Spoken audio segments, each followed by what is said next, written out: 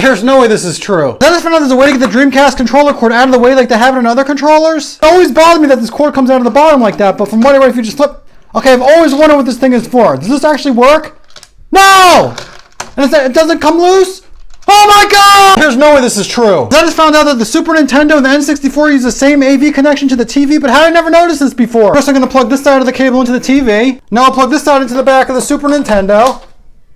It works. Will it work on the N64 too? The same cord? No way!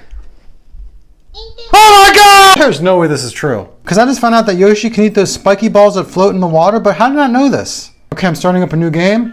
And I think they first appear in this level. Oh, here comes one. Now I knew you could hop on them like this, but I thought they were pretty much indestructible.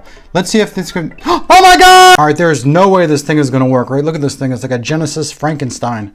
Let's turn the power on. Oh, I got the boot up screen thing. Produced by Sega. Is it good?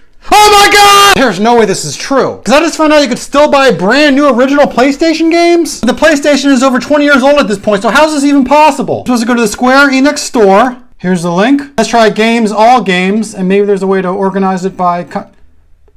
PlayStation? Hold up. No! The original you could buy this new? They still make these? Oh my god! And now there's no way this is true. Before you get mad, remember, I grew up a Nintendo kid. These tricks are still new to me. Anyway, I found out there's actually 3 ways to turn your PlayStation 3. Of course, there's the power button. There's pushing this PlayStation button on the controller. But this is the one I just found out about. Apparently, you can take a PlayStation 3 disc and just put it in the slot and it automatically knows to turn on.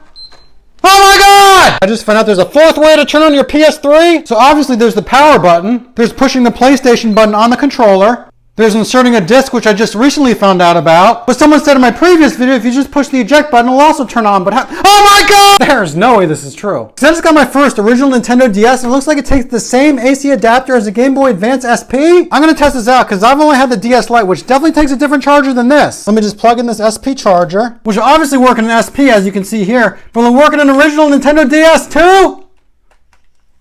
Oh my god! The Nintendo 64 will tell you when there's no controller plugged in. The controller is currently plugged in, but what I'm going to do is I'm going to unplug it, turn it off, and then turn it back on, and let's see if this works. I know the Super Nintendo and the NES definitely were not able to tell you when there's no controller plugged into the console. But from what I read, the N64... Oh my god! There's no way this is true. Because someone on Instagram just told me there's a hidden Easter egg inside this NES Lego set, but I literally just built it and I didn't see anything like that. I got the game and controller. Those look pretty normal. Nothing out of the ordinary there. I opened up the part where the NES game goes. I couldn't see anything inside. He said there's something on the side that like lifts up. I've been feeling around for a little bit. I can't figure it out. I don't know if you... Wait, what? What is this? This guy looks like a level in Super Mario Brothers. Is that the pipe?